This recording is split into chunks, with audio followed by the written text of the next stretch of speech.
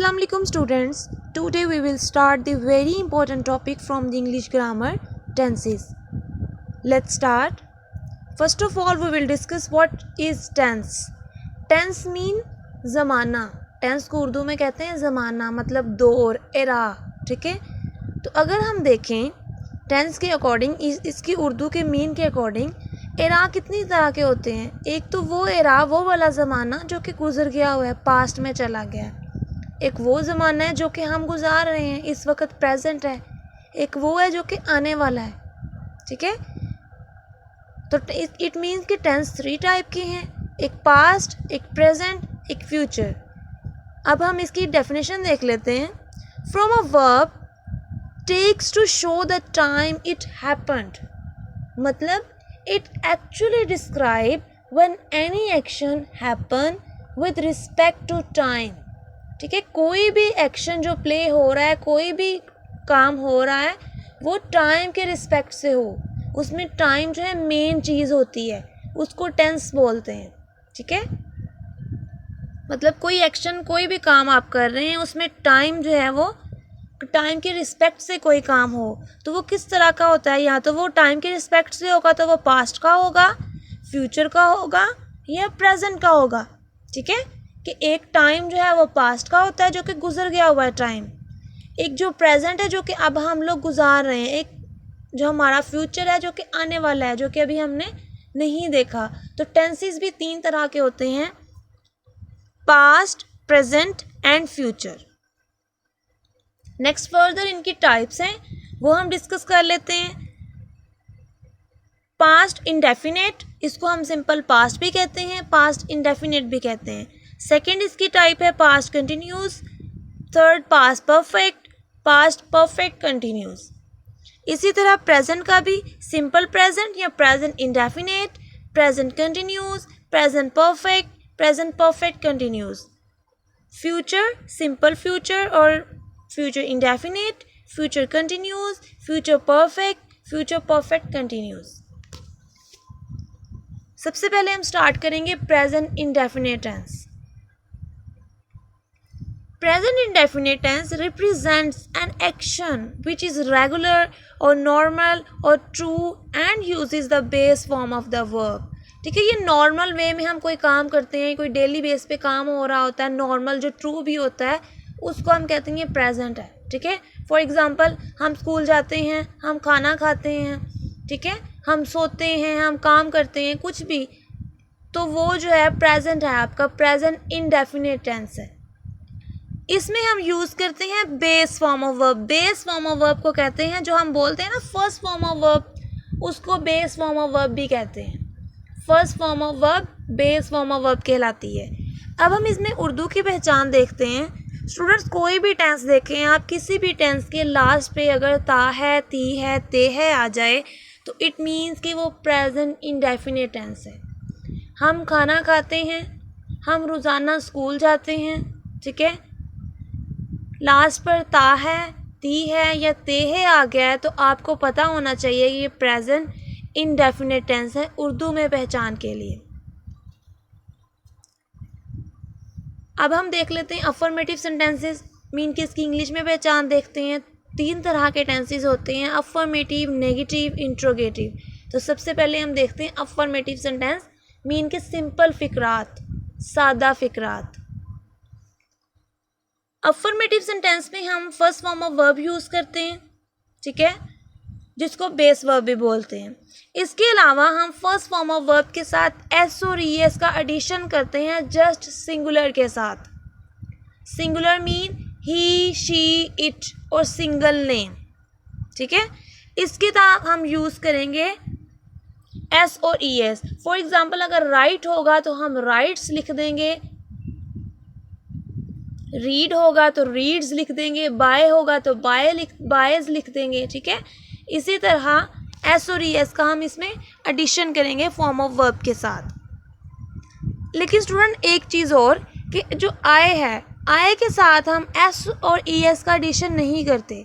Even के आए भी तो वो सिंगुलर है, लेकिन क्यों नहीं हम करते, तो इसकी रीज़न ये है बच्चे कि ये मैं आपको एक टेबल दिखाती हूँ. आए और वही होते हैं फर्स्ट पर्सन. ठीक है, यू होता है second person and they, he, she, it होते हैं थर्ड पर्सन। तो हमने एस और एस का एडिशन करना होता है थर्ड पर्सन के सिंगुलर के साथ, ठीक है। तो फर्स्ट पर्सन के सिंगुलर है आई जो है वो फर्स्ट पर्सन का सिंगुलर है, इस वजह से हम उसके साथ एस और एस का एडिशन नहीं करते, क्योंकि हमने एडिशन करना है जस्ट थर्ड पर्सन के सिंगुलर के साथ, और थर्ड पर्सन के सिंगुलर है जस्ट ही, शी, इट और सिंगल नेम कोई भी, उसमें आई इंक्लूड नहीं है। इस वजह से हम आई को एज अ प्लूरल कंसीडर कर लेते हैं, इसमें एस और एस का एडिशन नहीं करते, ये रीज़न है। तो अगर सब्जेक्ट सिंगुलर है, आप सब्जेक्ट सिंगुलर यूज़ कर रहे हैं तो एस और एस का एडिशन फॉर्म ऑफ वर्ब के साथ करेंगे। अगर सब्जेक्ट प्लूरल है तो एस और एस का एडिशन फॉर्म ऑफ वर्ब के साथ नहीं होगा। एक और चीज़ स्टूडेंट्स क्लियर कर दूं मैं कि ईएस जो है वो उन वर्ड्स के साथ यूज़ होगा जिनके लास्ट पर ये अल्फ़ाबेट यूज़ हो रहे होंगे, ठीक है। फॉर एग्ज़ाम्पल, अब ये वर्ड है आपके पास गो के लास्ट पर है ओ इन 5 वर्ड्स के लास्ट में आता है ना, इंक्लूड है ओ, तो इसलिए हम यहाँ पर ईएस लगाएंगे गोज़, हम जस्ट एस का एडिशन नहीं करेंगे। इसी तरह वॉच है, वॉच के लास्ट पर आता है सी एच भी इन 5 वर्ड्स में इंक्लूड है, तो हम वॉचेस लिखेंगे, वॉच नहीं लिखेंगे। इसी तरह वॉश के लास्ट पर आता है एस एच इन 5 वर्ड्स में इंक्लूड है, तो आप वॉशेस लिखेंगे, वॉश नहीं लिखेंगे। तो इन 5 वर्ड्स में, ठीक है, किसी भी वर्ड के लास्ट पे ये 5 अल्फ़ाबेट यूज़ हो रहे होंगे तो आपने उसके साथ ई एस का एडिशन करना है, बाकी तमाम वर्ड्स के साथ एस का एडिशन ही होगा, तमाम फॉर्म ऑफ वर्ब के साथ एस का एडिशन होगा। जैसे कि राइट है, अब राइट की लास्ट पे जो अल्फ़ाबेट यूज़ हो रहा है वो इनमें इंक्लूड नहीं है, तो हम यहाँ पर जस्ट एस का एडिशन करेंगे और राइट्स लिख देंगे। अब हम स्ट्रक्चर देख लेते हैं अफर्मेटिव सेंटेंस का। सबसे पहले आप यूज़ करते हो सब्जेक्ट, फिर सब्जेक्ट के अकॉर्डिंग आपने देखना है कि सब्जेक्ट अगर सिंगुलर है तो फॉर्म ऑफ वर्ब के साथ एस और एस का एडिशन करेंगे, अगर सब्जेक्ट प्लूरल है तो नहीं करेंगे। उसके बाद फॉर्म ऑफ वर्ब आएगी और साथ में एस और एस का एडिशन, उसके मैंने रूल्स आपको ऑलरेडी एक्सप्लेन कर दिए, और लास्ट पर आ जाएगा ऑब्जेक्ट। एग्जाम्पल्स देखते हैं। नसीमा हमेशा सच बोलती है। सबसे पहले जब आपने उर्दू में सेंटेंस पढ़ना है तो आपको पता होना चाहिए कि लास्ट पर ता है, ती है, ते हैं आया है, तो ये प्रेजेंट इंडेफिनिट टेंस है, ठीक है। अब यहाँ से क्लियर हो गया कि ये प्रेजेंट इंडेफिनिट टेंस है। अब हमें स्ट्रक्चर का पता है अफर्मेटिव सेंटेंस में कि सबसे पहले सब्जेक्ट लिखते हैं, सब्जेक्ट है यहाँ पर नसीमा, नसीमा आपने राइट कर दिया। अब नेक्स्ट है कि नसीमा सिंगुलर है या प्लूरल है। नसीमा सिंगुलर है तो आप यहाँ पर एस का एडिशन करोगे। नसीमा हमेशा सच बोलती है, हमेशा यहाँ पर ऑलवेज जो है वो यहाँ पर एज एन एडवर्ब यूज़ हुआ है, ठीक है। वो उसको फर्दर मॉडिफाई कर रहा है कि वो सच बोलती है लेकिन हमेशा बोलती है। एडवर्ब ऑफ फ्रीक्वेंसी, ये मैंने आपको बताई हुई है ऑलरेडी। तो यहाँ पर फॉर्म ऑफ वर्ब आ गई speaks, Naseema always speaks the truth, सच बोलती है, लास्ट पर ऑब्जेक्ट लगा दिया। इसी तरह वो वक्त पर स्कूल जाते हैं, they come to school in time. अब यहाँ पर एस और एस का एडिशन क्यों नहीं हुआ, क्योंकि दे यूज़ हो गया था, दे यहाँ पर प्लूरल है, यूज़ हो गया था, दे यहाँ पर प्लूरल है। मैं सुबह सवेरे उठता हूँ, I get up early in the morning. अब मैं यहाँ पर सिंगुलर है लेकिन एस और एस का एडिशन नहीं हुआ, तो ये मैंने आपको ऑलरेडी बता दिया कि एस और एस का एडिशन जस्ट थर्ड पर्सन के सिंगुलर के साथ होना है, और आई जो है वो फर्स्ट पर्सन का सिंगुलर है, इसलिए हम आई के साथ ई एस और एस का एडिशन नहीं करते। अब स्टूडेंट्स ये आपकी ग्रामर एंड कंपोजिशन जो है, जो कि पीटीबी की है, ठीक है, ये आपकी एक्सरसाइज है, ये दोनों आपने सॉल्व करनी है। सबसे पहला इसमें देखें, गीदड़ शाम को चीखते हैं, ठीक है। जो मुश्किल होते हैं ना वर्ड्स, वोकैबुलरी उसकी यहाँ पर नीचे आपको दी गई होती है। गीदड़ क्या होगा, जैकल्स, शाम को चीखते हैं, चीखने का मतलब हाउल। अब देखें गीदड़ जो है वो ज़्यादा हैं, जैकल्स ज़्यादा हैं तो इसके साथ एस और एस का एडिशन नहीं लगा करेंगे आप, तो लिख देंगे the jackals, just jackals howl in the evening. मैं अपने भाई से प्यार करता हूँ, आई लव्स माई ब्रदर, ठीक है, sorry I love my brother, क्योंकि आई के साथ एस और एस का एडिशन नहीं करना, तो जस्ट आएगा आई लव माई ब्रदर। हम हर रोज़ एक अखबार पढ़ते हैं, वी रीड न्यूज़पेपर रेगुलरली या डेली, ठीक है, एवरी डे भी कह सकते हैं आप, डेली भी कह सकते हैं, कोई भी मीन आ सकता है, रोज़ाना या हर रोज़ एक ही चीज़ होती है। असलम ईद पर नए जूते ख़रीदता है, तो इसका भी आप कर सकते हैं, बहुत ईजी है। असलम यहाँ पर सिंगुलर है, सिंगुलर के साथ एस और एस का एडिशन करेंगे, Aslam boys new shoes on Eid. गरीब आदमी मुश्किल से गुजर बसर करता है, गुजर बसर की इंग्लिश उन्होंने यहाँ पर आपको ऑलरेडी दे दी है, lives from hands to mouth, ठीक है, तो गरीब आदमी poor man lives from hands to mouth, simple है ये। अमीर आदमी गरीबों को हकारत की निगाह से देखता है, हकारत की निगाह से देखने का मतलब होता है लुक्स डाउन अपॉन, ठीक है, ये पूरा एक ईडियम है जिसका उन्होंने इंग्लिश आपको ऑलरेडी दे दी है। तो अमीर आदमी होगा rich man looks down upon the poor, ठीक है।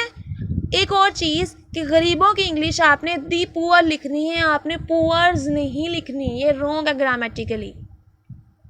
गरीबों को जब आपने प्लूरल में लेके आना होता है तो आप लिखते हैं पुअर्स, ठीक है, लेकिन पुअर्स नहीं होता, पुअर्स रॉन्ग है, आपने लिखना है दी पुअर, जब क्योंकि पुअर एक एडजेक्टिव है, ठीक है, एडजेक्टिव की जब आपने प्लूरल करनी होती है तो दा लगा कर करते हैं, दा रिच होगा तो इट मीन्स कि रिच की प्लूरल है, अमीरों को कहा गया है। अगर एक अमीर होगा तो हम लिखेंगे रिच, एक गरीब है तो आप लिखोगे पुअर। अगर आपने गरीबों को करना है तो दा पुअर, अमीरों का कहना है तो दा रिच, पुअर्स नहीं लिखना, ये चीज़ आपने अपने माइंड में रखनी है। नेक्स्ट आप कर लेंगे, ये बहुत इजी है, कोई भी कन्फ्यूजन हो तो आप मुझसे पूछ सकते हैं, ठीक है, ये दोनों एक्सरसाइज आपकी नोटबुक्स पर होनी चाहिए। नेक्स्ट हम देखते हैं नेगेटिव सेंटेंसेस। नेगेटिव सेंटेंसेस में स्टूडेंट्स हम first form of verb he use करते हैं, लेकिन इसमें एस और एस का एडिशन नहीं होता। नेगेटिव और इंट्रोगेटिव दोनों में एस और एस का एडिशन हम नहीं करते, जस्ट अफर्मेटिव सेंटेंसेस में हमने एस और एस का एडिशन करना होता है। अफर्मेटिव में हम कोई भी हेल्पिंग वर्ब यूज़ नहीं करते थे, बट नेगेटिव सेंटेंसेस में हमने हेल्पिंग वर्ब यूज़ करने हैं, डू एंड डज, ठीक है। हेल्पिंग वर्ब को ऑक्सिलरी वर्ब भी कहते हैं, जो एग्जैक्ट इसका नेम है वो ऑक्सिलरी वर्ब ही है। हेल्पिंग वर्ब हमने खुद से इसका नेम रख लिया हुआ है, वैसे इसको हम ऑक्सिलरी वर्ब कहें तो ज़्यादा बेस्ट है। डू यूज़ होता है फॉर प्लूरल, ठीक है, एंड आई के साथ क्यों यूज़ होता है वो मैं ऑलरेडी आपको बता चुकी हूँ। और डज यूज़ होता है सिंगुलर के साथ, ही शी इट या कोई भी सिंगल नेम हो, ठीक है। तो इसका आप स्ट्रक्चर देखते हैं। सबसे पहले आपने देखना है सब्जेक्ट, सब्जेक्ट के बाद आपने हेल्पिंग वर्ब ऑक्सिलरी वर्ब लगाना है। आपको पता होगा अगर सब्जेक्ट है सिंगुलर तो आप लगा दोगे डज, अगर सब्जेक्ट है प्लूरल तो आप लगाएंगे डू। उसके बाद यूज़ करेंगे नॉट, क्योंकि नेगेटिव सेंटेंस है तो नहीं यूज़ हुआ होगा तो ऑब्वियसली बात है हम नॉट यूज़ करेंगे। उसके बाद फर्स्ट फॉर्म ऑफ वर्ब और लास्ट पर एग्जाम्पल देखते हैं। वो हमेशा सच नहीं बोलती है, ठीक है। अब ता है ती है से पता लग गया ये प्रेजेंट इंडेफिनिट है और नहीं यूज़ हो गया, इट मीन्स कि ये नेगेटिव है और नेगेटिव में हमने एस और एस का कोई एडिशन करना ही नहीं, तो उसको देखने की ज़रूरत ही नहीं है। सबसे पहले हम सब्जेक्ट लिखेंगे, सब्जेक्ट है शी आपके पास सिंगुलर, तो सिंगुलर के साथ आपको मैंने बताया है कि डज यूज़ करना है, तो आपने as an helping verb does use कर दिया, शी डज। उसके बाद आएगा नॉट, शी डज नॉट, हमेशा है यहाँ पर एज एन एडवर्ब यूज़ हो रहा है तो एडवर्ब लगाएंगे। She does not always speak the truth, आप ऐसे भी लिख सकते हैं the she does not speak the truth always, ठीक है। एडवर्ब की प्लेस जो है वो आप एक जगह मतलब कहीं भी लगा सकते हैं, कोई इशू नहीं होता।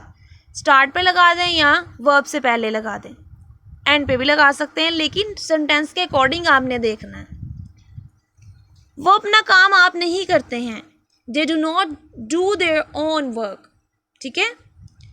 आप शाम को सैर के लिए नहीं जाते हैं, you do not go for a walk in the evening. इसी तरह इसकी भी एक्सरसाइज है, ठीक है। ये भी आपकी कंपोजिशन से मैंने ली है। कंपोजिशन को ओपन करेंगे, 74 पेज आई थिंक, वहाँ पर प्रेजेंट इंडेफिनिट की आपको एक्सरसाइजेज दी गई हैं। तो 2 एक्सरसाइज ऑलरेडी मैंने आपको बता दी है, ये 3rd एक्सरसाइज है नेगेटिव सेंटेंस की, तो ये आपने करनी है। कोई भी कन्फ्यूजन हो गया आपने मुझसे पूछना है। जो डिफ़िकल्ट वर्ड हैं उनकी वोकैबुलरी आपको नीचे दे दी गई है। इंट्रोगेटिव सेंटेंस देखते हैं। इंट्रोगेटिव सेंटेंस में भी student first form of verb होता है यूज, और इसमें एस और एस का हम एडिशन नहीं करते। वही चीज़ है, हेल्पिंग वर्ब यूज करते हैं डू और does, do use for plural and does use for singular. Structure देखते हैं। आपको पता है इंट्रोगेटिव सेंटेंस जो है वो क्वेश्चन मार्क उसमें लगाते हैं, उसमें कोई क्वेश्चन पूछा जाता है। जब भी इंट्रोगेटिव सेंटेंस आएगा किसी भी टेंस का हो, उसमें आप हेल्पिंग वर्ब को स्टार्ट पे ले आते हैं। तो डू और डज को भी आप स्टार्ट पे ले आओगे। उसके बाद आपका आएगा सब्जेक्ट, सब्जेक्ट के बाद फर्स्ट फॉर्म ऑफ वर्ब और लास्ट पर ऑब्जेक्ट, और फिर क्वेश्चन मार्क। क्वेश्चन मार्क आपने मस्ट लगाना है। अगर आप क्वेश्चन मार्क मिस कर देते हो, चाहे आपका सारे का सारा सेंटेंस ठीक है, तो आपका हाफ मार्क्स डिडक्ट हो जाता है। अगर 1 मार्क्स का है तो हाफ डिडक्ट हो जाएगा, अगर 2 का है तो 1 डिडक्ट हो जाएगा। एग्जाम्पल्स देख लेते हैं। क्या बादल जोर से गरजता है, ठीक है। अब आपको पता है कि लास्ट पे ता है, ती है, तो प्रेजेंट इंडेफिनेट है और क्वेश्चन मार्क लगाएगा। और क्या यूज़ किया, इट मीन इंट्रोगेटिव है। तो इंट्रोगेटिव का स्ट्रक्चर आपको पता है कैसे करना है। आपने हेल्पिंग वर्ब को स्टार्ट पे ले आना है। तो द क्लाउड मीन के बादल की बात हो रही, बादल एक है, सिंगुलर है, तो हमने डज लगा दिया। अगर प्लूरल होता तो डू लगाते। Does the cloud thunder loudly, thunder का मीन गरजना, तो लास्ट पर क्वेश्चन मार्क। क्या गर्मियों में ओले पड़ते हैं, does it hail in the summer.